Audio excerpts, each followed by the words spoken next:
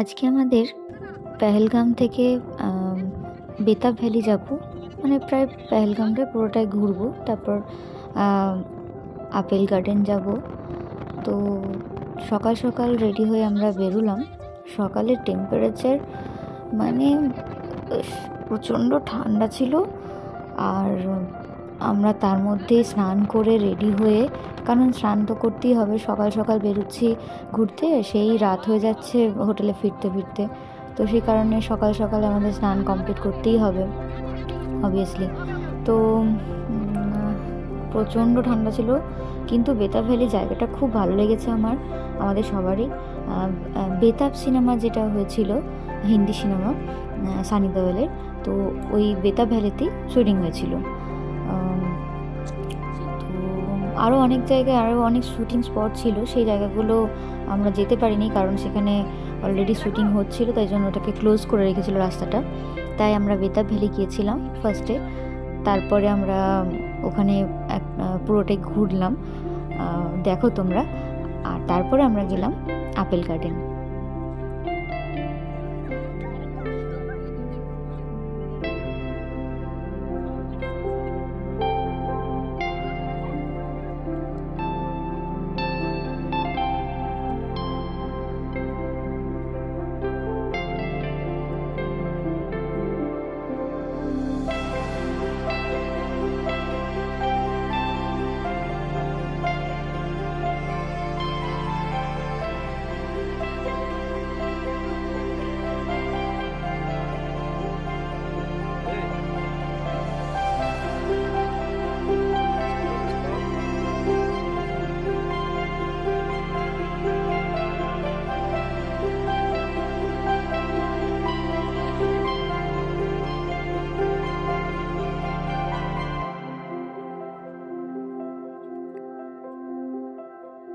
কি সুন্দর লাগছে।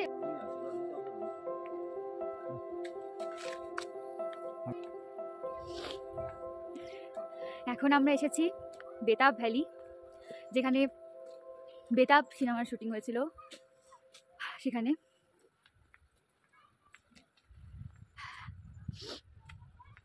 আমাদের পেহেলগামে প্রচণ্ড পরিমাণে ঠান্ডা, শ্রীনগরে আমরা এতটা ঠান্ডা মানে উপভোগ করতে পারিনি। তবে এখন মনে হচ্ছে যে আমরা কাশ্মীরে এসেছি। বিভৎস ঠান্ডা এখানে, হাত তো জ্যাকেটের থেকে মানে জ্যাকেটের পকেটের থেকে হাত বের করা যাচ্ছে না, কিন্তু তাও ভিডিও করতে হচ্ছে, তাই জন্য বিভৎস ঠান্ডা এখানে।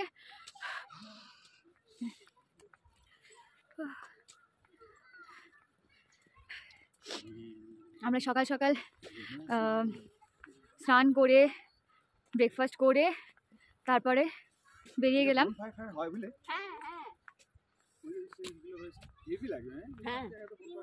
আমরা যেখানে রয়েছি সেখান থেকে খুব দূর না, কিন্তু কাছে একদম। এখানে বনফায়ার করলে কেমন হয়? পারমিশন, হ্যাঁ একটু কাছে যেতে হয়েছে। হ্যাঁ একটু কাছে না, দেখি, হ্যাঁ দেখে থাকা না, চলো।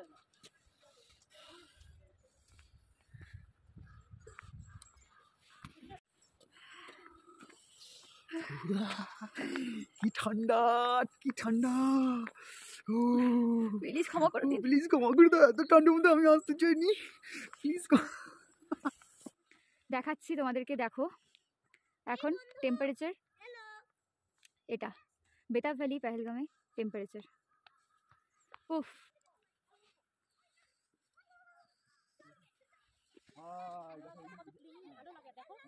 কত নোংরা নোংরা। হ্যাঁ হ্যাঁ, এই তো এডিট করার সময় এমন এডিট করবে মনে হবে সত্যি সত্যি সুইজারল্যান্ডে বসে আছি।